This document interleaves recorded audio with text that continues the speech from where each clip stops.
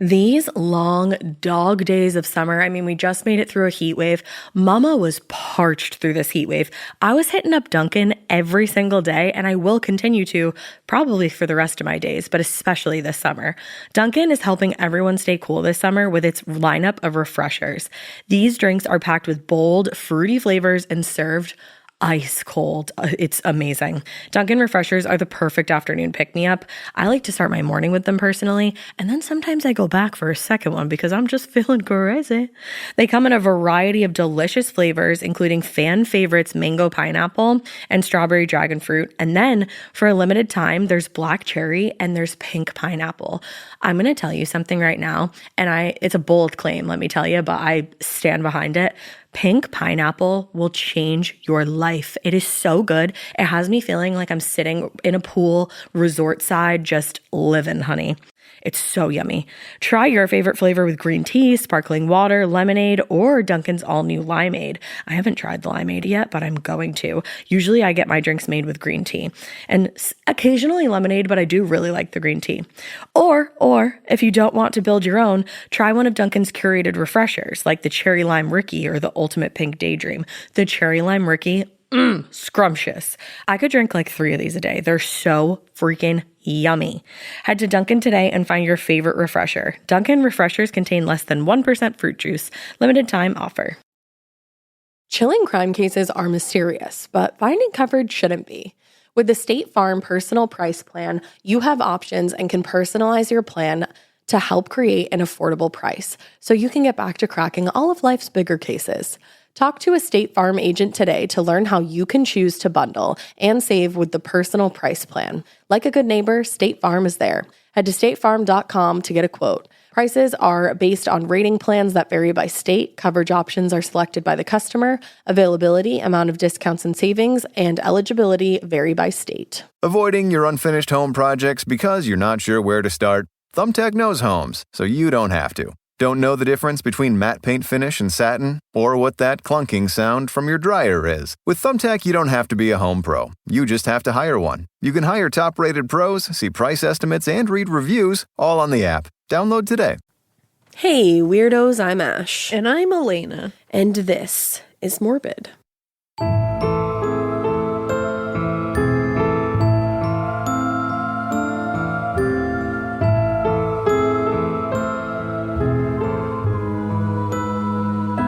This is morbid.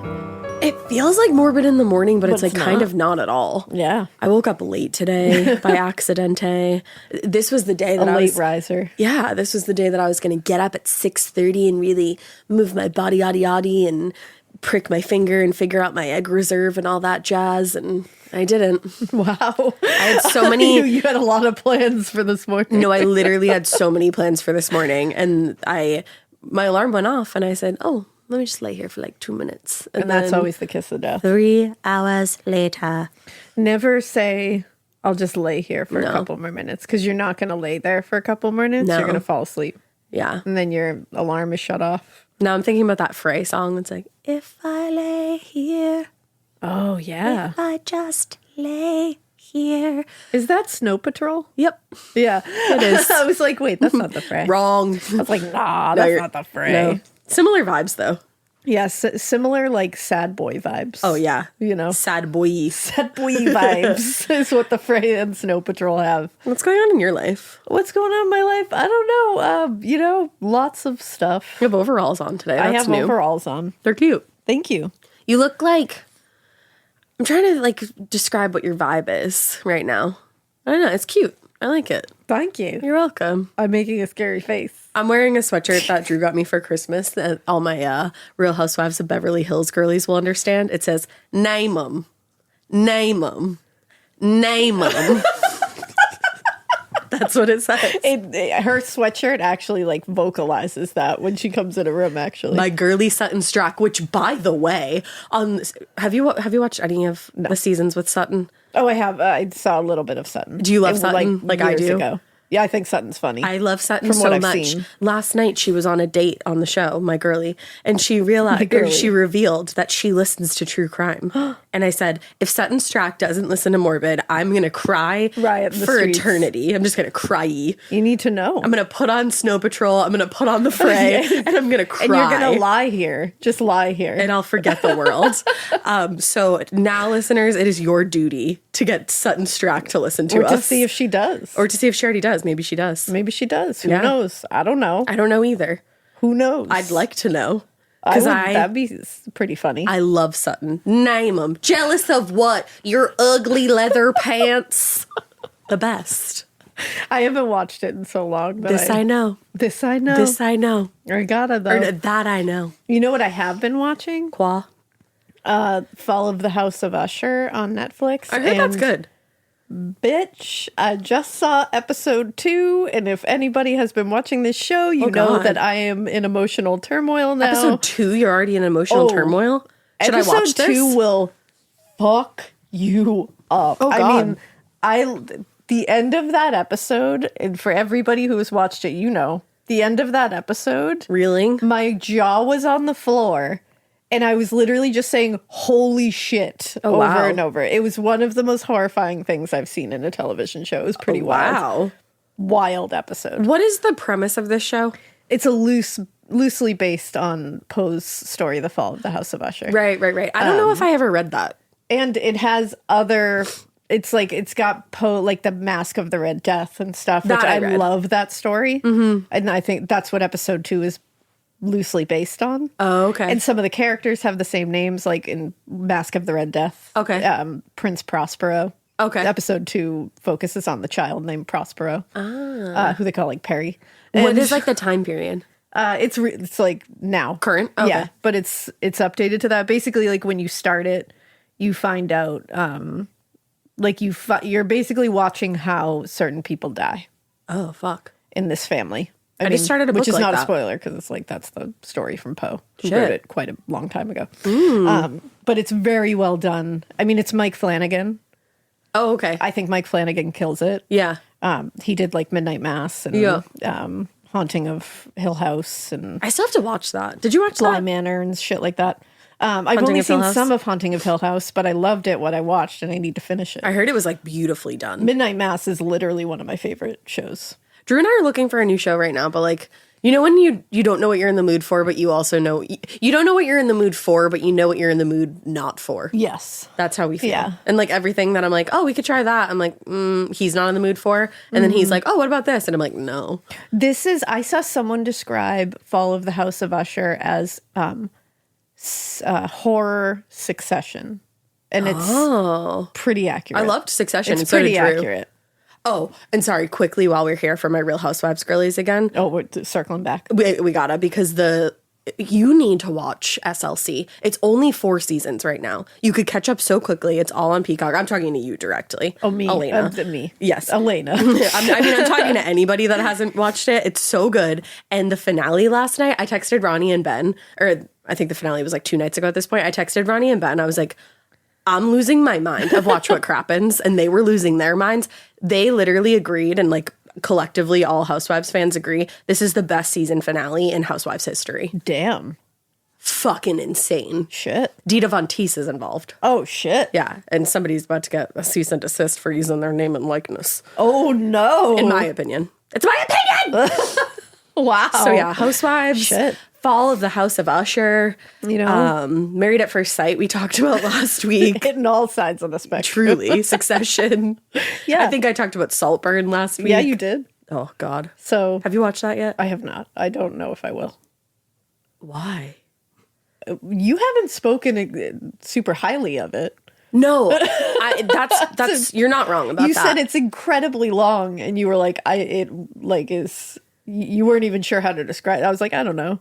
Yeah, no, I'm still not sure how to describe it, and you won't be either, but watch it. I don't know. I would like you to. I'll give it a shot. It's low on my list, but I'll give it a shot. Isn't that nice of her to take my recommendation and say, fuck that? Well, you know what it is? John and I have like the most limited amount of time at night Yeah.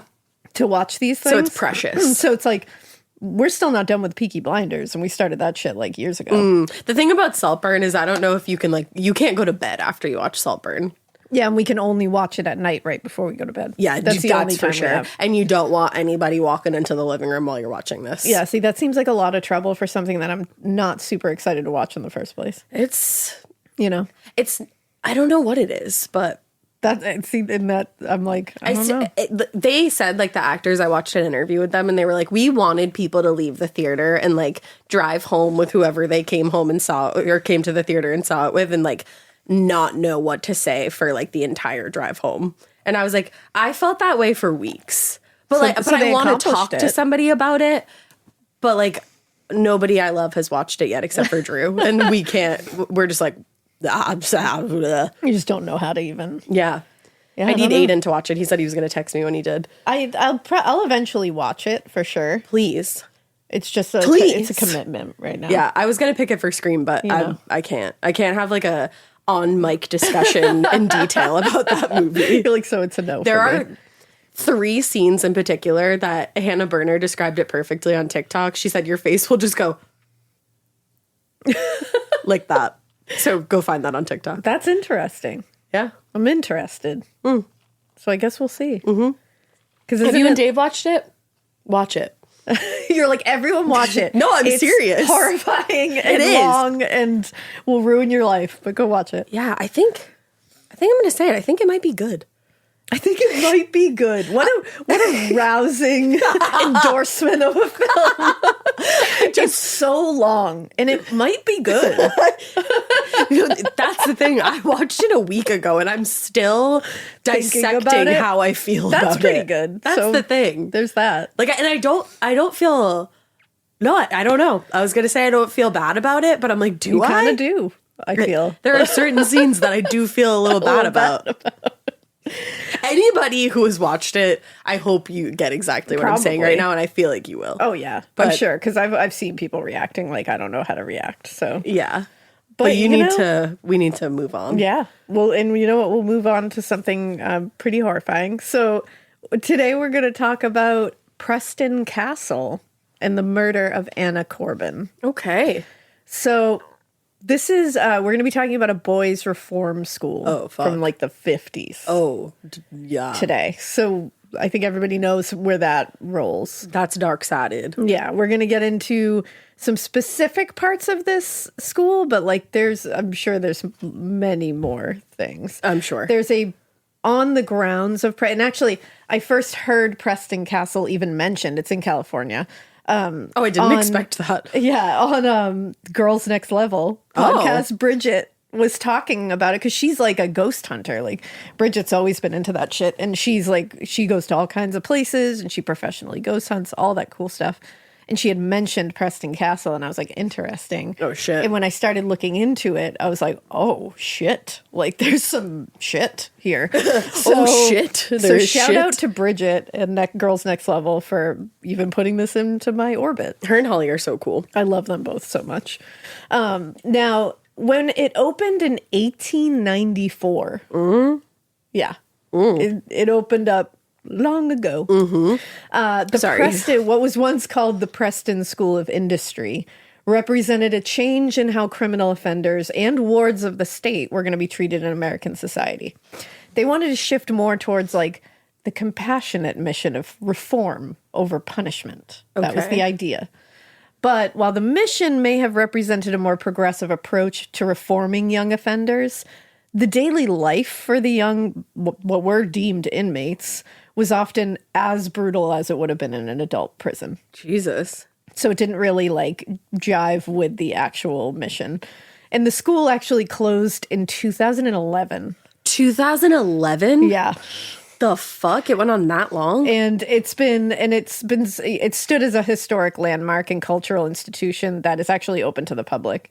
But a lot of people believe that behind the facade of cultural significance and historic importance, Preston's dark history has caused the building to definitely be haunted by the spirits of many boys, kids, inmates, whatever you deem them, who suffered and died at the school. And the spirit of murdered head housekeeper Anna Corbin whose killer was never punished and whose death remains unsolved is seen a lot. Ooh.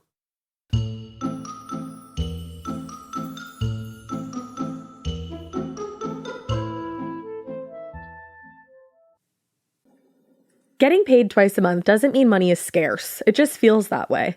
That feeling makes you do weird stuff, like putting things on a card you didn't need to. Earnin removes that feeling.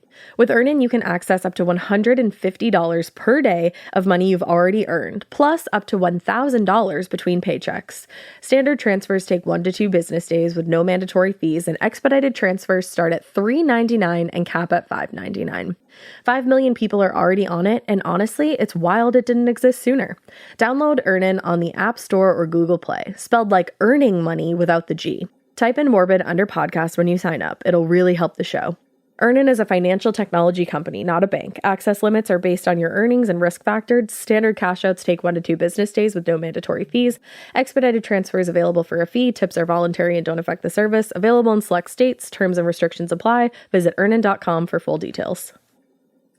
Chilling crime cases are mysterious, but finding coverage shouldn't be. With the State Farm Personal Price Plan, you have options and can personalize your plan to help create an affordable price so you can get back to cracking all of life's bigger cases. Talk to a State Farm agent today to learn how you can choose to bundle and save with the Personal Price Plan. Like a good neighbor, State Farm is there. Head to statefarm.com to get a quote. Prices are based on rating plans that vary by state. Coverage options are selected by the customer. Availability, amount of discounts and savings, and eligibility vary by state.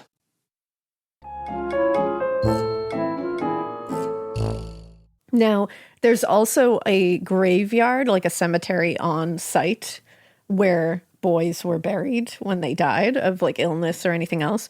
And there's like a lot of kids in there. Oh, that's really sad. And it's like, it just makes you wonder because there was a lot of violence. There was a lot of horrible conditions. Like how many deaths were marked as they were so sick. Yeah, it's like they got sick. And it's like, did they?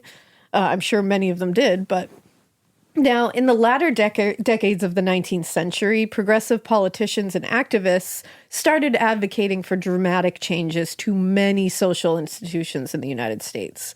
Among these changes were going to be things related to welfare and treatment of children, specifically in places like the workforce and the penal system. This ultimately led to children being considered and treated as their own distinct social class, separate from adults and heavily protected, which is how it should be. Yeah. But at the time, children were typically treated as though they were simply small adults, at least when it came to the economy and really a lot of other social institutions like reform schools and prisons, essentially. Jesus. Now, at the midpoint of the 19th century, the American prison system still operated on a pretty archaic European model of super harsh discipline and corporal punishment. So it's just like intense. Okay. It's what you are thinking when you think of that kind of stuff. Inmates would be kept in solitary confinement for absurd lengths of time, like unnatural lengths of time. They were whipped. They were beaten for the slightest infraction, and even sometimes not for an infraction, just for the hell of it. And they were treated with a lot of cruelty by guards. Now, throughout the 17th and 18th centuries, few Americans really questioned the system and its effect as a whole on society at large. Like, is this going to be a problem when we're just beating the shit out of kids and adults for that matter, like just like putting them in a cage, beating the shit out of them, and then later releasing them to the public? Like, is that probably, does it feel like something in between that needs to happen? However, by the 19th century, significant population booms led to a big increase in the population in U.S. prisons because more people, more crime, it just happens. And this created scenarios where there was a ton of overcrowding, and that was leading to like a rampant spread of disease and death among the prison populations, and now they were being looked at more. Now, among the factors that led to the overcrowding of U.S. prisons was that the criminal justice system tended to treat all criminals the same, regardless of their age and the crime that they were being sentenced for. Which is wild. This meant that a person charged with vagrancy could be sent to the same prison as someone sentenced for murder, or that an adolescent criminal sentenced for a petty crime like theft would be in a prison alongside hardened criminals serving life sentences for violent crimes. Which is only going to lead to more violent crimes. Exactly. Now, recognizing this for the objectively disastrous and ineffective system that it was, progressive advocates started pressuring politicians to put some major reforms to the laws in place that would create just what they wanted was just like a more nuanced justice system. Like, we can't just do a blanket coverage for everything. There needs to be a little nuance here. And they wanted to put an end to the deplorable environments in U.S. prisons. Well, that's good. Now, although this was a complicated process that was going to unfold very slowly and is still unfolding today, one of the ways prison reform was achieved was by separating criminal offenders by age and gender. Now, until the end of the 19th century, adolescents weren't just sent to adult prisons. They were effectively treated as adults in every step of the legal system. So they were tried, sentenced, and punished as though they were adults, which could, on rare occasions, result in the execution of a child. That's so fucked. Now, luckily, among the more significant achievements of the reform movement was the establishment of a juvenile justice system, or what was then referred to as a children's court, which is like such a children's court. Yeah, that's really sad. First established in Chicago in 1889, the children's court really embraced this progressive ideology that was heavily favoring reform and rehabilitation over corporal punishment. And this was basically based on the belief that future criminality could be prevented by providing a rigidly structured environment where negative and harmful behaviors would be corrected. It was presented to the public as a more compassionate and productive alternative to prisons. These reformatories, or what were called training schools at the time, became the standard punishment for those under 18 years of age when they were convicted and sentenced. Okay. Now, like their adult counterparts, reform schools placed a big emphasis on rehabilitation over punishment, and they just tried to correct behaviors and correct the underlying issues for things by providing, or what they said they were providing was education, vocational training, and taking the child out of an environment that seemed to be kind of nurturing this criminal behavior. Which, however, from the outside looking in, sounds awesome. Great. Yeah. That's what we needed to do all along. Yeah, like this is going to turn out awesome. But while reform schools may have been born of a progressive ideology, those same ideals and perspectives were not always shared by the staff and administration in the reform schools. Problem. Because these people had to operate within the daily realities of the juvenile justice system. But as a result of this, physical, sexual, psychological abuse, very common. That's very so fucked common. up. And this is a reform school. These are children under the age of 18. And it's also like, how are you working at a reform school as a fucking criminal doing criminal behaviors? It's criminal behavior. Like, that's what? the thing.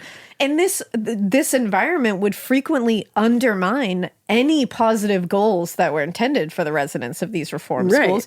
And they would just further traumatize what at the time was an already vulnerable and marginalized population of kids. Yeah, which again is only going to lead to more violent crime. Exactly. And in these kind of schools, some of these kids that were going in here were just wards of the state. Yeah, they weren't even that means they you didn't even do commit anything a crime. wrong. They just didn't have anywhere else to go. Mm-hmm. So now they're being treated like which they shouldn't be treated that way anyways. But it's like, now these kids didn't even do a crime. They didn't even do anything bad to get in here, you know? Like, it's just like, what the hell? To become a ward of the state already, the horrors you probably must have had to... The trauma you have endured. Yeah, exactly. And then you go into somewhere like this, and it's probably exactly what you experienced or 10 times worse. Oh, absolutely. It's so sad.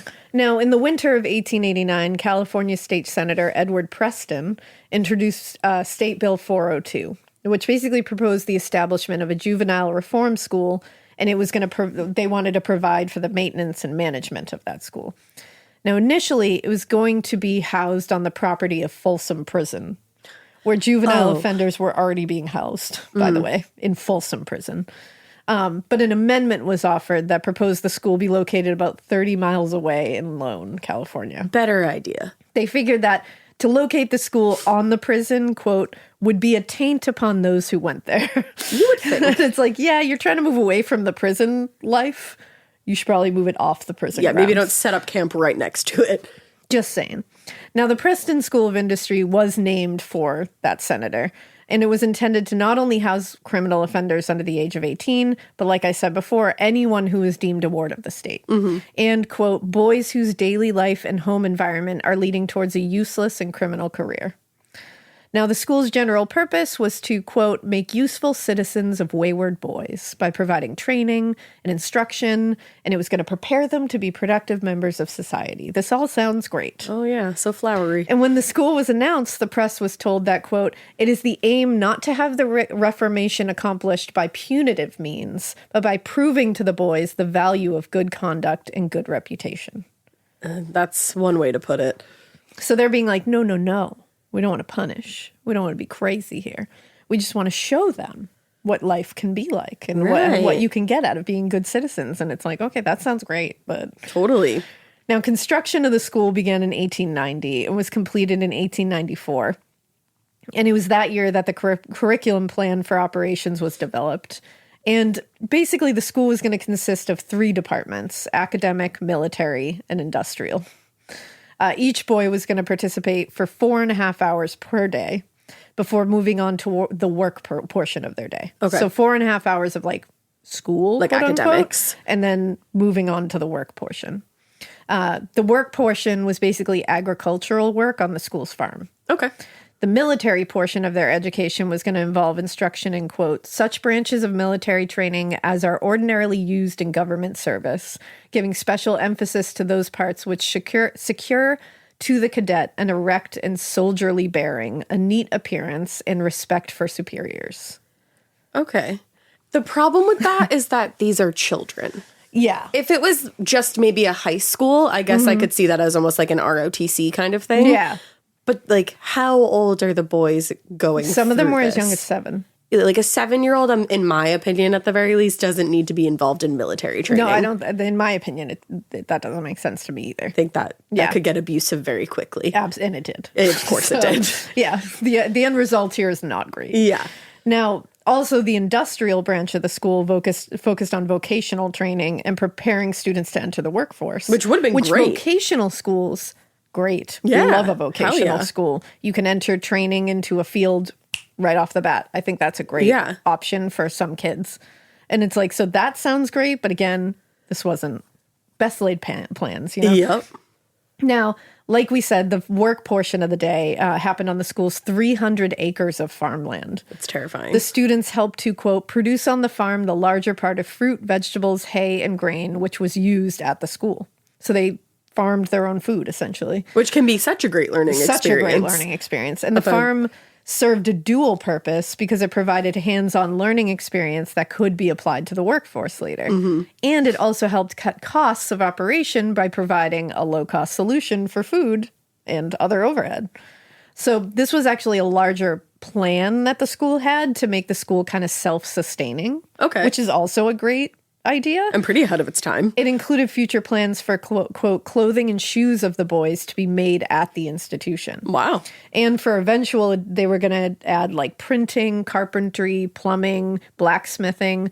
And that's the thing. If you are teaching these kids all these different trades and they get to choose and like really find their passion and like really work at something and see that they can be good at something and see the success that comes out of that and the feeling of pride and all that. And finding like, a passion. That's the idea. It's like them learning to be proud of themselves and see that they can be good at something that's not stealing and not hurting someone and not doing something, vandalizing, not things that are going to get them in trouble. It's like, you can be good at this. Yeah. Now, after meeting with the approval of the state and the prison board that was going to be responsible for the oversight of the school, the Preston School of Industry opened in June 1894. And they transferred 7 young men from the state prison at San Quentin to the new reform school. There were kids in San Quentin. That's the most fucked up thing. All of them were under the age of 18 and were serving sentences ranging from 2 to 10 years for robbery, burglary, and grand larceny. But several of them had prior arrests or were known to have engaged in violent acts, including murder. Oh. Before long, the school was populated with boys as young as 7 and as old as 17. So 7-year-olds are in there with 17-year-olds. Who may have committed murder. Yeah, and like I said, some were just unfortunate wards of the state. Right. It's so sad. But to the outside world, the Preston School of Industry was a prime example of progressive policies and reform at work. Like, this looked great. Once wayward boys taken off the streets, out of adult jails, and given 3 meals a day and a solid education in a well-regulated environment. What more could you want? What could go wrong? The school had a farm where they were learning industrial and agricultural schools. Like, looking at this from the outside, you're like, oh my God, there's a farm. They had tennis I'm sorry, courts. that farm is too big. Too big, one might say. As soon as I heard 300 acres, like, I was like, no. that's a lot of fuck shit that could go on. Well, and they also had tennis courts, a rose garden, and, quote, a 7,000-book library with a veranda overlooking the town. Wow.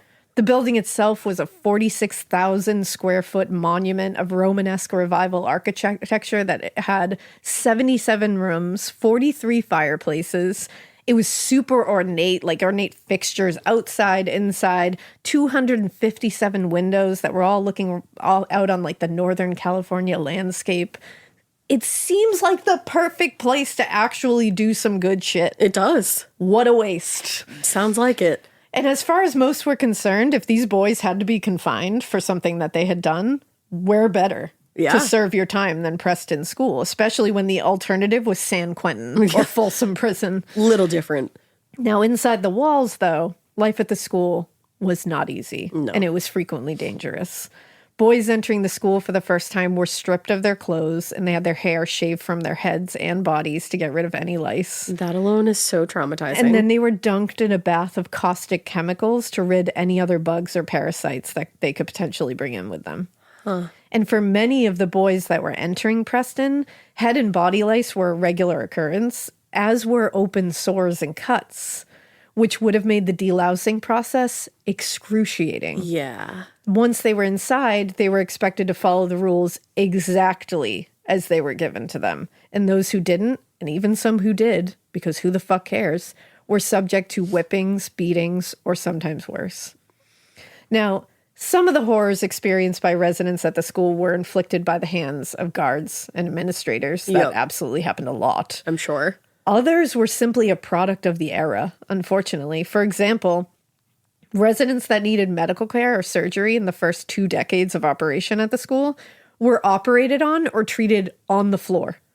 What? In the middle of the place. What? Because they just didn't have the professional facilities. So they made this beautiful school and never put in a medical facility, or they didn't in the first 2 decades. And it's like you can't just like bus them to a nearby medical facility. No, you're just operating on them in the middle of everything. Right out in the open. Do you know how fucking clean an operating room is? Yeah, I'm like, you're ensuring that you give them a chemical bath when they come in, and then just like bloodborne pathogens everywhere. Yeah. You're just like, what the fuck? My God. Now, things only worsened with the onset of the 1918 flu epidemic. Oh, shit. During which nearly half of the staff and 1/3 of the boys got the illness. Wow. And those who managed to avoid it somehow, or the need for surgery in the middle of the fucking floor, ended up being affected by any other illness like tuberculosis at the time. A lot of them were suffering with drug addiction and the effects of alcohol withdrawal, and they were just suffering with not a lot of medical help. Oh, God. Now, within the first 4 years of operation, the school reported 4 deaths, so 1 a year. 1 from spinal meningitis, 1 from pneumonia and septicemia, and 2 from, quote, exploded appendix. Whoa. Which I was like, damn. That's insane. And I'm also like, so they were in pain. And leading up to you it. needed that appendix out. And right. They couldn't get it out because they didn't have this. So an exploded appendix. And that's just dying of like sepsis, right? An exploded appendix, but I know people who have, and I can't fathom. And obviously it kills you if you don't get it in time. Right. Now, while most residents were resigned to serving their time with as little conflict as possible, they just wanted to get out of there, others were less inclined to do that.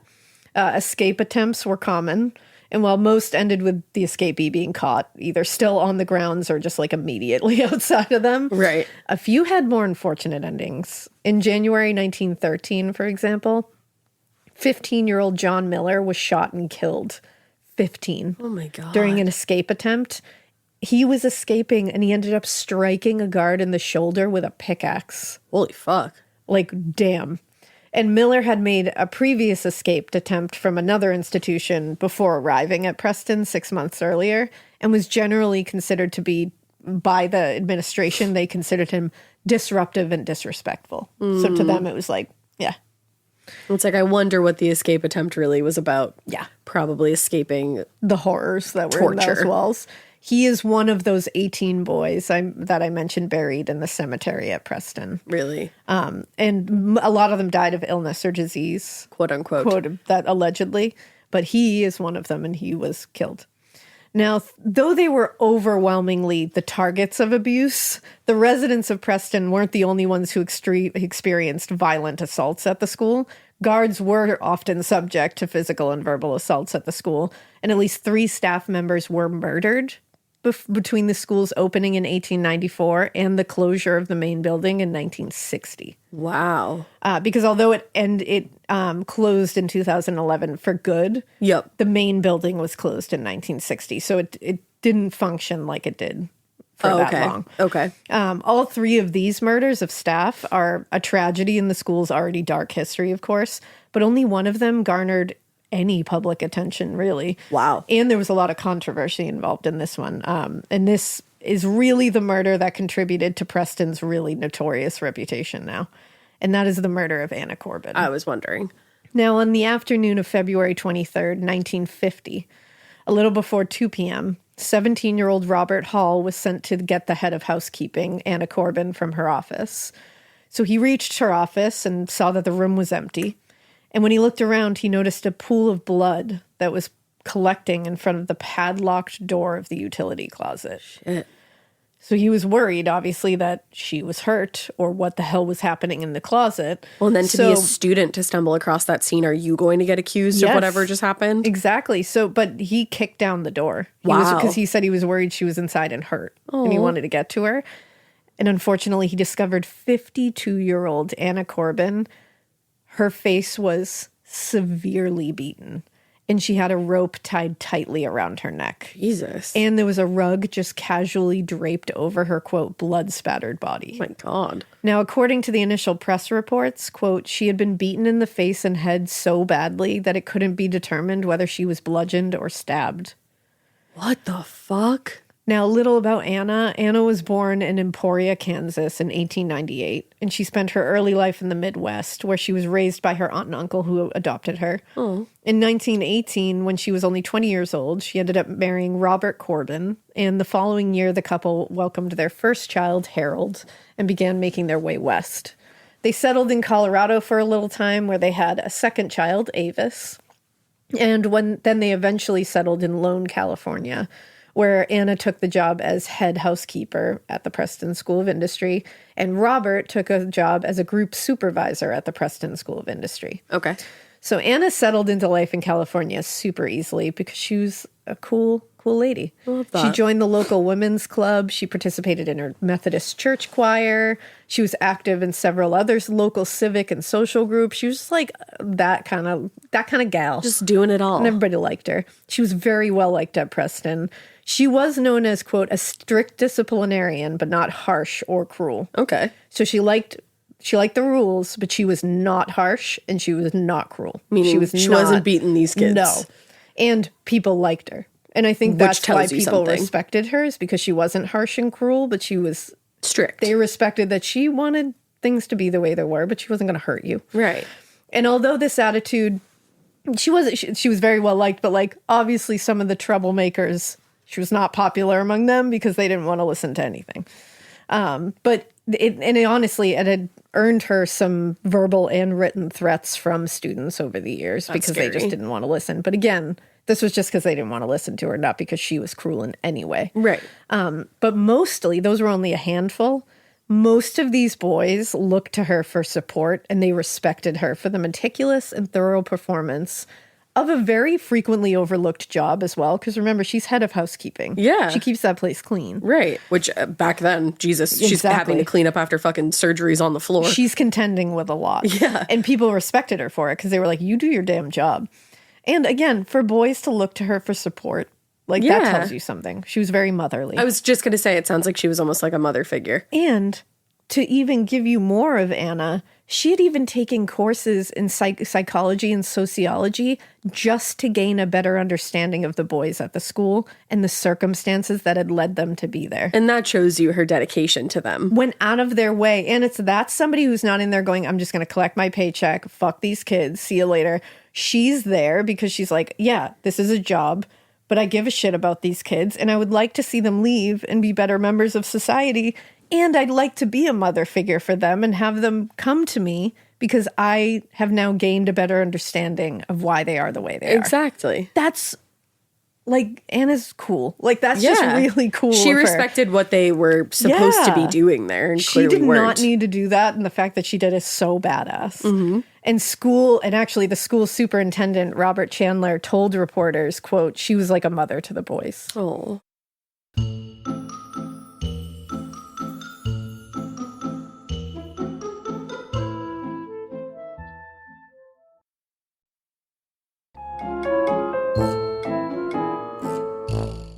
Anna's murder came as a shock to the staff and many of the residents at Preston, obviously. According to the coroner, J.J. Denary, the cause of death was most likely blunt force trauma to the skull, although he couldn't be certain. Wow. When asked about the rope that was tied tightly around her neck, he told reporters, I doubt if strangulation was the cause of death. I'm inclined to believe death was due to blows on the head. It appears Miss Corbin was knocked to the floor, and the injuries to her head indicate she could have been hit by a club or her head banged against the floor. Oh, God. There was no evidence of sexual assault, and the office hadn't been disturbed at all, indicating that robbery was definitely not the motive. It was Anna. To kill her. To investigators, the murder was, I guess, what they deemed it as, like, kind of ordinary for this time period and I guess this environment. Right. Meaning there wasn't anything that stood out to them as like a signature kind of thing. Okay. Besides the rope. Yeah. But they also didn't think that made it any easier to solve. It was like, this is kind of like somebody who was unfortunately beaten to death. Getting scared is one thing. Getting a thrill is, well, you want more of those in your life. The Genesis GV70 is built to thrill, baby. A thrilling yet elegant design always makes driving the GV70 an exciting adventure. Its powerful athletic stance screams performance and turns heads. Everybody's looking at you, girl, or boy, or whoever. Command the road and experience a class-leading standard 300 horsepower. Oh my God. Plus, discover the different dynamic drive modes for all different terrains. Choose between the different terrain modes for whatever road conditions you may encounter. The Genesis GV70's award-winning technology and performance lets you drive with comfort and drive with confidence all at the same time. It's an exciting SUV with intuitive tech that can make your ride smooth even when the road isn't. And its blind spot cameras allow you to see what's next to you. It's like having eyes on the side of your head. That's pretty iconic. Its performance, by the way, is measured not only in power, but in how it makes you feel confident, sexy. The Genesis GV70. Learn more at genesis.com and feel the GV70. The best summer pieces are the ones you end up wearing on repeat. Comfortable, versatile, and somehow right for almost every occasion. Quince makes it easy to create a summer wardrobe that you'll love, with elevated essentials made from premium materials like European linen, organic cotton, and washable silk, without the traditional retail markup. I love that! Quince's 100% European linen pants, dresses, and tops are the pieces that you absolutely will reach for all summer long. I absolutely love their linen. I have so many pairs of their linen pants, which you can dress up or you can dress down in the summer. Like, say you're going to a nice dinner, you can pair it with like a silk shirt, a really cute necklace, some good, makeup and an updo. Or if you're just looking for a more casual look, you can do the linen pants with like a loose button-up shirt and you still look really chic, kind of like, I don't know, Diane Keaton vibes, I kind of think. Also, it's not just apparel. Quince also offers elevated essentials for your home, from bedding and bath to kitchen essentials and furniture. They have it all, honey. I am a big lover of Quince, and I really do think you will be too. Make your summer wardrobe feel easier. Go to quince.com/morbid for free shipping on your order and 365-day returns.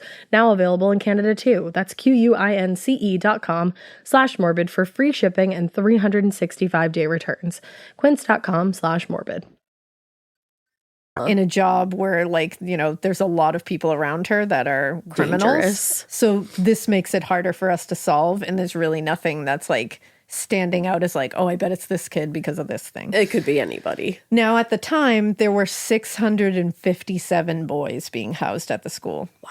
Most of them have committed criminal offenses, obviously. And as far as authorities were concerned, any of them could have been the killer. Now, based on the state of the room, detectives theorized Anna had been attacked and then, quote, dragged through the supply room and into the adjoining storeroom because there was blood spatter and significant blood trails leading from one room to the next. My God. However, an initial search of the scene didn't turn up a murder weapon. There were no bloody clothes. And in the absence of any obvious clues to point out who could have done this, investigators began the very long and tedious process of interviewing all 657 residents. Holy shit. And scrutinizing their clothes, their hands, their fingernails for any blood or trace evidence. This particular murder really shook everyone up, and according to a group of Anna's closest friends, during a recent outing with them, she had told them about a disturbing incident with one of the boys that seemed a little significant in the wake of her death. According to Anna, she had been working alone in the administration building with a boy assigned as her helper. And that boy turned to her and said, "Are you afraid to be with me alone in here?"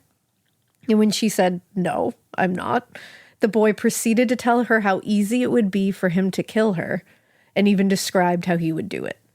I'd be like, so we're going to go ahead and move on to the next area. Now, according to Anna's friends, they said it bore a remarkable similarity to the way she had been killed and disposed in the closet. Oh. Investigators located this boy who had supposedly made this threat, but at the time of the murder, he was actually in solitary confinement because he had tried to escape a week earlier. Okay. So he was like, I was in this room. Terrifying that two people within that school had very similar ideas. Just thoughts of that. Now, according to those who knew her, Anna Corbin had no enemies, and she had not been involved with any men since her husband had died 3 years earlier. Aww. So she hadn't gone on dates. She wasn't dating anyone. She's grieving. Superintendent Chandler told reporters, "It is inconceivable to even think one of the boys here could possibly have disliked her as much as to commit this crime." So even they're like, this doesn't make any sense. Like, right. She did nothing. Yet Chandler nonetheless acknowledged that the killer was almost certainly one of the students, and even suspected that 2 students might have been responsible for the murder. Oh. Investigators shared Chandler's belief that the killer was definitely a student. And after clearing the staff and teachers, they narrowed their focus. Basically, I think they were narrowing it down to a much smaller group of boys at this point. It was basically boys that would have had access to the administration building on that particular morning. Okay. I mean, that seems like a good lead to follow. Exactly. Now, authorities investigated Anna's murder while news of the death had reached the wider public and quickly became a political talking point for those who opposed the more progressive policies of both the school and the California juvenile justice system. Basically, people who don't want criminals to be treated as anything less than animals kind of thing. And especially kids. Yep. Like, why not treat them like animals too? Yeah, totally. In a press conference held just days after the murder, Amador County Supervisor Harold Coburn told reporters he would, quote, press a demand for a grand jury investigation in the case. And as far as he was concerned, Anna's death was as much the result of the lax policies of the California Youth Authority as it was the individual who actually did it. Doesn't sound like the policies were that lax. It didn't sound like it to me, but they were projecting that idea out. That's right. the thing. To politicize it. At the time, a lot of Anna's family members shared that sentiment. Which you can understand. Absolutely. Now, other politicians, however, were strongly disagreeing. Amador County District Attorney Gard Chisholm told reporters it will not at this time aid in any way in the investigation to think that way. Okay. Now, most county supervisors and others in positions of political power sided with the district attorney, basically saying that as an active participant in the investigation, he knew best. Yeah. But still, Anna's family and those critical of the school itself continued building a campaign to hold the school and what they believed to be its failed approach to justice responsible. Because I get it. Like, it's tough. Yeah, it's like, because if you look at you can see both sides here. That's the thing. And I understand exactly. why her family wanted to hold that school responsible. I probably would have done the exact same thing. That's my exact thought. So it's like, I get it. But then you see the other side of it where it's like, yeah, So it makes sense. Right. Anna's nephew, Herbert Morris, said in a statement to the press, "I do not harbor any animosity, nor am I out to gain revenue for the brutal murder. But the situation of laxity in the operation of the reformatory has existed a long time, and maybe this will wake up officials. Expenses of the school to the state have doubled in the last few years, while conditions have become increasingly worse." And that's a problem. And I think that's what they're more Concerned about. kind of going with, is like, this isn't the progressive school you were talking about before, where like everybody's being treated like a human and stuff. Like, you guys are preaching this whole thing, but the conditions there are deplorable. Right. You're whipping these kids, beating these kids, treating them like animals, but then touting this progressive approach to reform. And it's like, you got to get your shit together. Right. Is it one or is it the other? Yeah, you're making animals in there. What do you expect animals to do is basically what they're saying. Like, you got to fix this. Yeah. Which I agree. I agree. Now, while their grief and frustration over Anna's death was obviously very genuine, it's worth noting that the anti-Preston political rhetoric coming from certain politicians, not Anna's family, and certain segments of the public, were typically framed in ideological terms and seemed more often focused on how criminals should be treated. Yeah. Instead of focusing on the specific investigation into Anna's death. Right. They were using it. Like, the family was trying to say, we need to look into this, my family member's death, and what the school has to do to make sure this doesn't happen again. And politicians were using it as their own little platform to, as a whole, talk about criminal reform. Like a bird's eye view of it all. Yeah. And get their agenda across. Now, whatever rhetorical battle was happening on the outside really had little effect on the investigators. They were like, we still have a murder to solve. Yeah, that's kind of our primary focus here. Good luck with your campaign. Yeah, like, bye. But they narrowed the pool of suspects from 600 to 20. Wow. And intensive interviews were done. Polygraph tests were administered, and they weren't really getting any closer to the truth. Guard Chisholm told reporters in a press conference, "We haven't got a thing to hang our hats on." Oh, no. The district attorney added that the evidence collected from the scene, which included 7 bloody fingerprints, had proven to be of little use to getting a suspect. Oh, that's a bummer. Among the 20 boys considered to be suspects was one who admitted to the crime, but later denied that and recanted it. And another whose polygraph results showed deception regarding his whereabouts during the murder. But school administrators were quick to add that they didn't think either boy was actually the killer. Yeah. They just didn't have anything with it. And the polygraph, like we know, is tough. Hot dog. So the break in the case came about a week later. Oh, okay. When doing a room-by-room search, investigators discovered a bloody Preston uniform hidden in the bedroom of 19-year-old Eugene Monroe. He was a student who was among those regularly assigned to work with Anna. Monroe had been sent to the school about 6 months earlier after a conviction for burglary in Los Angeles. And in addition to the bloody uniform, he took a polygraph and it showed repeated attempts at deception. So, like, when paired along with it, it makes your eyebrow go up. That's the thing. Also, during further interviews, several of the other boys at Preston admitted to investigators that they had known of Monroe's involvement in the murder, but had been afraid to come forward. Okay, so we're heating up in the investigation here. So it turned out this was not the first time Eugene had been a suspect in a murder case. Oh, okay. We're really ramping this up. 3 years earlier, in 1947, Monroe was the prime suspect in the murder of 17-year-old Vesta Bell Sapenter, who was an honor student and resident of the housing project where Monroe also lived. Like Anna Corbin, Sapenter was brutally beaten about the head and face and had a rope tightly wrapped around her neck, using the same square knot as the rope found around Anna's neck. So that's an MO right there. She was found by her 14-year-old brother, Carlisle, who was coming home from the playground. Oh, my God. She was found partially nude in her own bedroom, and they think she was attacked while she was just hanging up, like, shades on her window. Jesus Christ. Yeah. Monroe had delivered furniture to the residence on the day of the murder, and according to Vesta's youngest brother, Carlisle, Eugene had returned to the apartment later that afternoon, but the boy didn't know why. Right. In the case of Vesta's murder, the sheriff's department wasn't able to corroborate the brother's story or find sufficient evidence to connect Monroe definitively to the crime, but Lieutenant R.R. Copage told reporters he always believed Monroe was guilty of the murder and felt the investigators were right on the right track. With the Corbin case, he said. He was like, you better keep following that lead. And he was actually quoted as saying about the Vesta murder, he said, "I'm certain this boy did the job, but we were just never able to prove it. He was the only one in the house at the time and had ample time to commit the act." Wow. I wonder why they were never able to prove it. I think they just couldn't get physical evidence. Which that's so tough, especially And then back they just then. have a 14-year-old saying that he saw him. Right. And the other witness is the murder victim. Just the fact that nobody was there. Yeah. Damn. Now, Eugene Monroe was arrested on March 1st, 1950, though he vehemently denied any involvement in Anna Corbin's murder. 2 days later, District Attorney Guard Chisholm filed formal murder charges against him, and he was transferred from Preston to the county jail to await a preliminary, I'm like hard. falling all over my words, Judge hearing terms. the following week. Now, on March 10th, 1950, Eugene Monroe appeared before Justice of the Peach. Peach?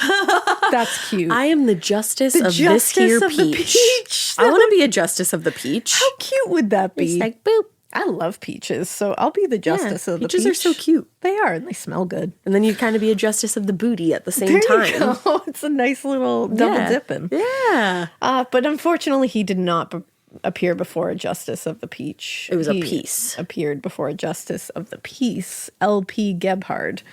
This was for his preliminary hearing. Among those who testified before the court was 17-year-old Preston student Jack Mercer, who testified that not only had Monroe told him 2 days before the killing that he intended to attack Anna, but also that he witnessed the murder. Mercer said on the stand, quote, "Mrs. Corbin started to reach for the telephone, but he knocked her back into a chair." Mercer claimed he wanted to help Anna, but he was scared and instead did nothing. When Monroe's attorney, Nathaniel Coley, asked why the boy didn't report the crime to the police, Mercer claimed Monroe had told him, quote, "If you tell anyone, you will wish you were dead." Oh, fuck. And in the environment he was in, snitches get stitches, and I can understand why this child was terrified.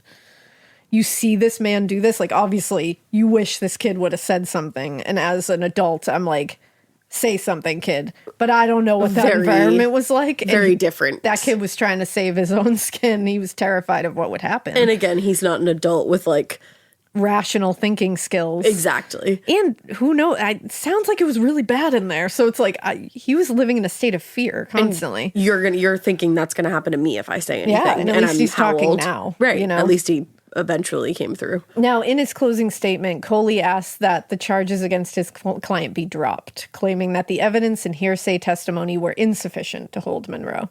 He said, quote, "In the haste to get a conviction, we should not rush this man to trial."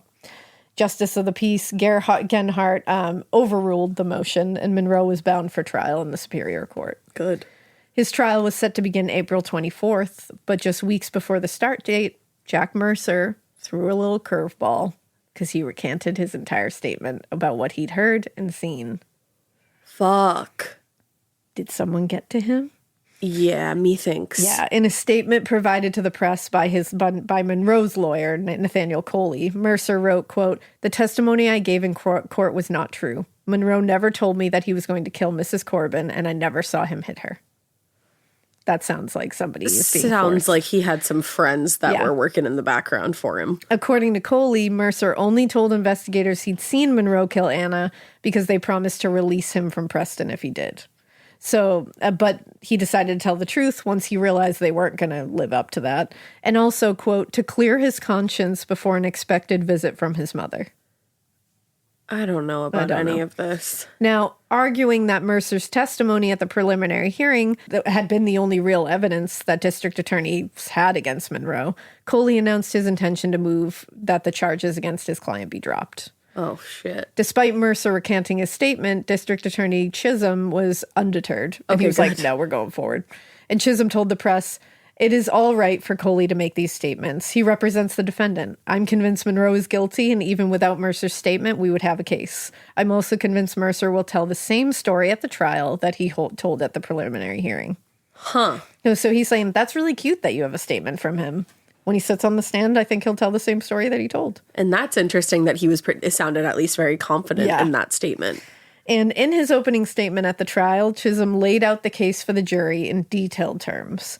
Eugene Monroe was the only one who had been alone with Anna that morning, and he was the only one who had the opportunity to commit that murder.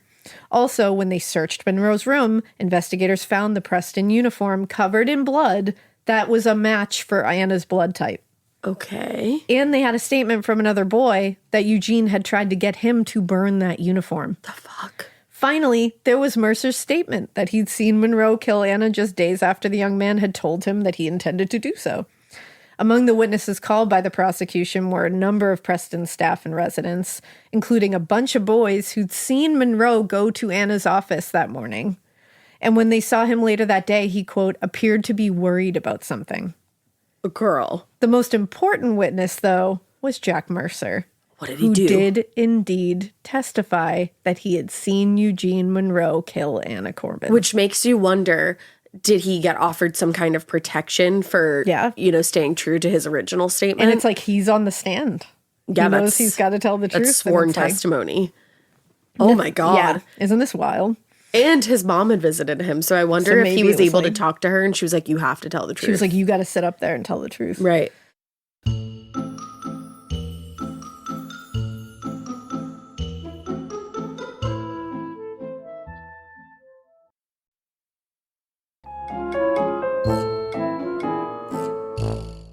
Now, Nathaniel Coley's defense strategy was pretty simple. The police arrested the wrong person. Okay. In his testimony, Eugene described his movements that day on the day of the murder, claiming he'd seen Anna twice that morning, but was never alone with her. Testifying for the defense, state criminologist David Byrd told the jury that they had interviewed at least 20 boys who they believed could have been capable of the crime. And when they examined the clothes of those boys, quote, there was more blood on some of those garments than on the garments of Monroe. Do you have them? Yeah, I'm like, can you prove that? Did the blood match the, was it the same blood type of the victim? As for the blood on Monroe's clothes, Coley and Monroe said that he had cut his hand that morning, either in the shoe shop or the slaughterhouse. But neither the instructor in the shoe shop or in the slaughterhouse recalled him cutting his hand ever. They were like, you don't recall which it was, and if it was that bad to have that much blood on your uniform, I think you would recall that cut. You're using two different things in both of those things. Like, did you cut it with a saw, or did you cut it with this? Like, and to cut it that intensely, you don't remember that where. There's blood all over your uniform, right? And getting scared is one thing. Getting a thrill is, well, you want more of those in your life. The Genesis GV70 is built to thrill, baby. A thrilling yet elegant design always makes driving the GV70 an exciting adventure. Its powerful athletic stance screams performance and turns heads. Everybody's looking at you, girl, or boy, or whoever. Command the road and experience a class-leading standard 300 horsepower. Oh my God. Plus, discover the different dynamic drive modes for all different terrains. Choose between the different terrain modes for whatever road conditions you may encounter. The Genesis GV70's award-winning technology and performance lets you drive with comfort and drive with confidence all at the same time. It's an exciting SUV with intuitive tech that can make your ride smooth even when the road isn't. And its blind spot cameras allow you to see what's next to you. It's like having eyes on the side of your head. That's pretty iconic. Its performance, by the way, is measured not only in power, but in how it makes you feel confident, sexy. The Genesis GV70. Learn more at genesis.com and feel the GV70. Do you remember in school when you just knew that your teacher had a favorite of everything? They would always use the same blue dry erase marker when they wrote on the board, or they would talk nonstop about their favorite element during science. I had a teacher once that literally had a favorite brand of marker. She would only write with specific markers, and if another marker ended up in her classroom, she was TO'd. And honestly, I was probably her favorite student because at the end of the year, I got her that specific brand of marker. Let's talk about their real favorite thing, though. Their favorite tissue brand. Kleenex. According to Teacher List, they are the #1 facial tissue trusted by teachers. Kleenex Ultra Soft tissues are silky soft to help prevent skin irritation, and now you can take them anywhere with Kleenex Snap and Go. I absolutely love Kleenex Snap and Go. It's so perfect to have that in your car. I had a cold last week and I was just Honey, my nose was a faucet. I hate to do this to you, but it was disgusting. Drew literally came out of our garage with like 15 of the Kleenex Snap and Goes, and I put those in my glove compartment, and honey, they were easy access. It was so nice knowing that I didn't have to blow my nose into like an old wrapper that I had. Ew. So do the best thing for your kids' teachers and stock up on the ultimate classroom favorite. Maybe it'll make them their teacher's favorite student. They definitely have a favorite. Don't even get me started because, again, you know it was me. For whatever happens next, grab Kleenex. The instructors are like, no, that didn't happen. And also, are you the same blood type as she is? Exactly. I'd be interested to hear. Now, after a brief deliberation, the jury reported to the judge that they were unable to reach a verdict and were hopelessly deadlocked. I can understand why it would be tough to reach a verdict in this case to a degree, because this is a child. Yeah. And I'm sure that was weighing heavily on them. And when you find out more about Eugene, you're going to go, absolutely, he got away with this. Right. But in that back moment, then, not knowing what we know now and what you will know soon is like, I can understand that. But sitting on that jury, I think they got a good amount of evidence, but I could see why there would still be a doubt, especially when there was 20 other boys. Yeah. Well, and 8 jurors were in favor of a conviction and 4 were in favor of an acquittal. And after the jury confirmed, quote, they would come up with the same vote if they voted for years. Yikes. Judge Ralph McGee declared a mistrial and excused the jury. What are you about to tell me? Now, Guard Chisholm said, that's fine. We're going to retry him. Like, Great. he was like, fuck that. I love how determined this man He is. was like, let's go. Eugene Monroe's second trial began in Amador County on June 11th, 1950. Same judge, same prosecutor, same defense. Different jury. Different jury. Among the hurdles with the previous case was the lack of motive for Anna's murder. That was the problem that they were really facing in that one. And the jury was like, I don't know what the motive is. What was the motive with the unsolved murder of the girl that he may have been connected to? It's true, but that's the thing. It's like, if you don't have a motive and it's a little shaky, that will really count a lot more. It's like if you have a motive and the rest is shaky, you can kind of talk up the motive a little more. Like no motive and some shaky evidence is like, oh, I don't feel good about that. So the second time around, Chisholm was determined to get a motive in hope of securing this conviction. In his testimony at the second trial, Jack Mercer, our guy Jack over there, definitely got protection.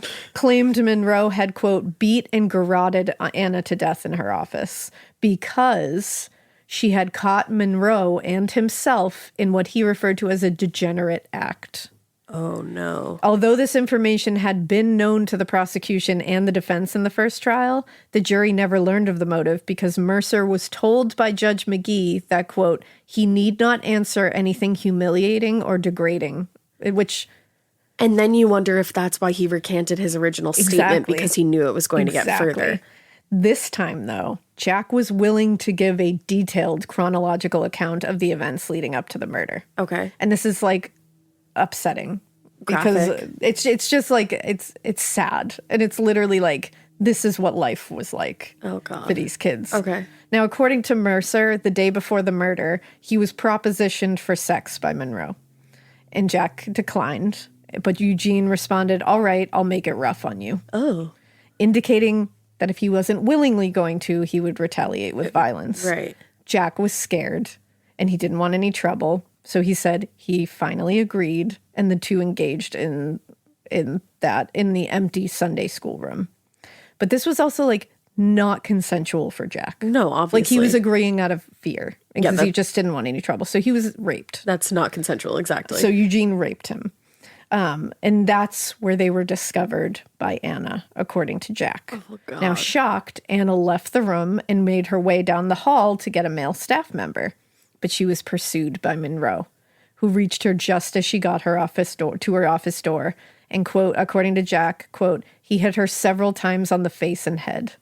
And he told the jury then Eugene tied a rope around her neck and dragged her into the closet, which is when Mercer fled in fear. Oh, God. Now, Chisholm was certain that once they learned of the motive for the murder, the jury would have no trouble finding Monroe guilty. But after days of deliberation, the jury informed Judge McGee they were deadlocked. This time, 11 in favor of conviction and 1 holdout. You wanted... Oh, who is that holdout? Me? And again, a mistrial was declared. Undeterred, though, Chisholm tried Eugene Monroe for a third time. This motherfucker. Now, unfortunately, by then, the facts of the case became a little muddled. Mercer's testimony was getting more intense and confused. The jury in the third trial was also unable to arrive at a unanimous decision. And in October 1950, a third mistrial was declared. And is he going to go for a fourth? He said he figured a fourth was just going to have the same outcome. So Chisholm declined to pursue it any further. The day after the third mistrial was declared, the California Youth Authority announced they would parole Eugene Monroe. I'm sorry, what? Within 60 days. How do you think that's going to end? He was just on trial for murder? What the fuck? And he was a main suspect in a murder before he even got here. What compelled you to parole him? And both of those women were murdered in the exact same fashion with the same knot and the same garroted, I think it was a square piece knot, of hemp right? rope. Okay. Yeah, square knot, you're correct. And why do you think they paroled him so that he didn't cause any more trouble at the Preston School, so that they didn't get any more bad press? In his statement to the press, Director of California Youth Authority Carl Holton said, before the murder charge was placed on Monroe, he had an excellent record at Preston. Undoubtedly, he would have been paroled at this time if the charge had not been placed.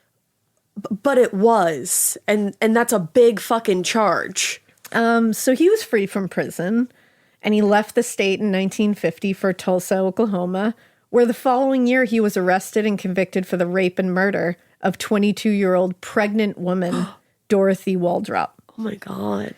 Dorothy was a former dance teacher and the wife of Robert Waldrop, a taxi driver. Like Vesta and Anna Corbin, Waldrop was found with a garroted hemp rope knotted around her neck. She had been literally taken out of her home and killed and disposed on a hill near her apartment. Her husband had come home from work at 1 a.m. and found her missing and the door open. Now, a book, Stories of the Forgotten by Jamie Rubio, tells an even more in-depth story of all of Eugene's life and deeds. It's a very interesting read. That person also has a blog entitled Dreaming Casually Poetry, where they talk a lot about this. Okay. And they talk to some of the family members, and it's very interesting. I'm shocked right now. But when asked by the press for a comment, Monroe said, "It just seems like I am always in trouble, even though I never did it." Oh, yeah. Seems like you always are around people who get murdered and garroted with rope. That's the thing. 3 women were murdered in almost the exact same way. And you just happen to be a suspect in all of those murders. I'm sorry. Mm-hmm. Where there's smoke and then there's smoke and then there's smoke, there's a blazing fucking fire. He 100% killed all these women. And was he convicted for this murder? No, despite... No, he was. But, oh, God. Despite what he told the press, when investigators found Monroe's fingerprints in Waldrop's apartment, he confessed to the murder. Were they ever able to go back then and get the fingerprints? There were 7. I don't think they were able to. Are you fucking kidding me? I know. That would have been crazy. That would have been the smoking gun. Exactly. He actually confessed to the murder of Dorothy Waldrop and was sentenced to life in prison by a Tulsa jury. But then never confessed to the other 2 murders? He was paroled in August 1981. For why? Yep. He murdered he raped, and murdered. Kidnapped, raped, and murdered a pregnant woman. And he was paroled. How? This man who literally was paroled the first time at 19, a 19-year-old. Yeah. Paroled after being heavily suspected of a murder twice. 2 different murders. And immediately upon exiting, murders a pregnant woman in the same fashion, and you think it's smart to parole him? This motherfucker very well could have been a serial killer. Yeah. Obviously, we can't say for sure because he wasn't convicted, but sounds to me like he was a serial killer. And so he was convicted of Dorothy's murder, but let out of jail, because why the fuck not? He murdered a pregnant woman after kidnapping her out of her home, but let's just let him back out. And you don't know what terms he was paroled on? No. He was paroled in August 1981 and lived for a time in Tulsa, which is where he killed Dorothy, by the way, before returning to Los Angeles, and he died there on October 3rd, 2007. 2007. 2007. Holy Alive shit. till 2000. Never being convicted of either Vesta or Anna's deaths. And both of those cases are unsolved, technically. Quote unquote. Yeah. You have to wonder. Like, they should go back and look at that time period that he was out of prison as well and see. Because he didn't He's know a serial these women. killer. These are strangers to him. Vesta and Dorothy, complete stranger to him. What the fuck? Like, and he just walked into these houses. Like, Vesta, supposedly he was delivering furniture or something like that, but still, complete stranger. Well, it came back later, like afterwards. And Dorothy, complete stranger. He just walked into her house and kidnapped her. And he took the blind, he took the pull cords from one of her Venetian blinds and used that to garrote her as well. I would be so interested to hear in the time after he got paroled and the time of his death if there was any more. Yeah. To me, I'm like, he killed again. Like, that's how I feel. don't know. Isn't that wild? The fact that he was paroled twice. And the fact that school, the California Youth Authority, was like, he was good understand until what that. the problem is. Like, he's fine. He was good and it's until like he was right after he suspected goes of out that. and kills someone. Like, do you guys feel stupid now? Yeah. Now, Holy shit. yeah. Wow. So that blew my mind. I was just going to say that's mind-blowing. And the main campus of the Preston School of Industry was closed in the spring of 1960, 10 years later. And the residents relocated to other facilities on the grounds. And the school itself was shut down for good completely in June 2011. Between 1960 and the closing ceremony in 2011, a lot of the main building fell into disrepair and became popular with vandals and looters. But the building itself gained the protection of the National Historic Register, in recent years because of its architectural significance. Because remember, it's a beautiful building. Yeah. So it can't be demolished. Since 1997, the main campus has been leased by the Preston Castle Foundation, which is a nonprofit organization whose mission is to preserve the buildings and promote the history and the heritage of the site. The group spent the latter half of the 90s and early 2000s renovating the interior in order to make the building safe. Right. And for the last decade or so, they have tried to raise funds by, among other things, opening the campus to the public for ghost tours. Now, the organization regularly welcomes tour groups and even allows groups to pay an additional fee in order to spend a night in the supposedly haunted castle. Guests routinely report seeing orbs, spirits, like full body apparitions wandering the halls, a lot of like disembodied voices and things caught. And many have claimed to see who they believe to be Anna Corbin herself. Oh, wow. Now, the Preston Foundation board members, Carl Noblock, was initially skeptical. He told reporters, "If there are any ghosts here, they've never talked to me." And that changed one evening when Carl and a friend were exploring the castle on their own, and both men said they clearly heard a disembodied voice call Carl by name. I love that they were like, "Hey, skeptic." Yeah, they were just like, "Hey-o," and Carl was like, "All right." Damn. So he came back and was like, "I stand corrected." Now, ghost tour guide Donnie Page was similarly skeptical at first. They said until an incident happened to him in 2010 involving a strong gust of wind and an eerie feeling that scared him off for 6 weeks before he would even return. Wow. Now, while the ghost tours and overnight stays are they're like supposed to all be in good fun, going with the more lighthearted stories from the past and using historic reenactors, things to scare people. Like, it's supposed to be this lighthearted thing. Yeah. Tour guides do tell and share the tragic history of the school and its residents. According to the Sacramento Bee, Donnie Page, quote, delights in telling about the crude conditions early on in the infirmary and the cruelty and violence many of the boys experienced at the hands of the guards. They said, contrary to what they said at the time, this is what Donnie told the Sacramento Bee. He said, contrary to what they said at the time, the boys were beaten, severely punished, and whipped and thrown into solitary confinement. So he's saying, like, they were projecting this whole image of progressive reform. Wasn't that? They were just as bad. Despite the playful tone and the theatricality of the events held at Preston Castle, by telling and retelling the stories that are Preston's history, the foundation manages to provide a small consolation to those who, like Anna Corbin, died or suffered within its walls because they keep their memories alive in the present, which is at least a positive for that. Sure. So that is the story of the Preston School of Industry and the murder of Anna Corbin, Dorothy Waldrop, and Vesta Sapenter. That was a whirlwind, and somebody truly needs to look into the time period that motherfucker was out of jail. I want to look into it. Let's go. Please do, because I am not convinced that he just was like, let me just live my it's so quiet scary. life. Yeah. He was a violent dude. Yeah. And there's no way those aren't connected. No way. Like, sorry. No. Damn. Well. Pretty horrifying. Thank you for listening. And we hope you keep it weird. But not to way that you go to a boys' school, because that's scary. I don't want anybody to end up there. Yeah, I hate it all. Yeah, reform schools are fucked. Scary. Don't send your kids there. No. Just love them. Just love them. Just love them. Just love your kids. Bye.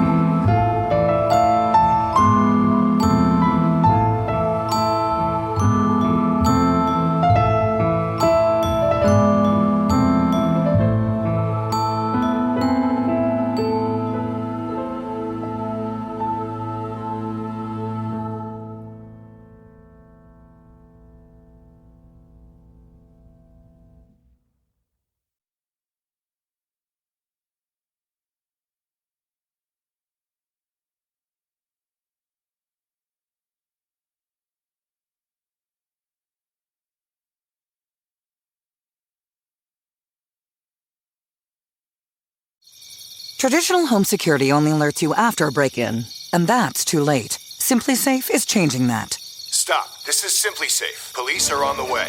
We don't just alert, we stop crime before it starts. Simply Safe, plan starting around $1 a day. Save 50% on your new system with professional monitoring at simplysafe.com/SXM or with promo code SXM. Outdoor deterrence requires a Simply Safe Active Guard outdoor protection plan starting at $49.99 a month. Visit simplysafe.com/licenses for alarm license information. Tennessee 2012. Talk about regrets. We all know someone who's been in a car accident and said, I don't need to call a lawyer, only to regret it after their pain and damages were worse than expected. When someone hurts you, you deserve to be compensated fairly. Morgan & Morgan is America's largest injury law firm, fighting for the people for over 35 years. Injured? Visit forthepeople.com/podcast. That's forthepeople.com/podcast. Their fee is free unless they win.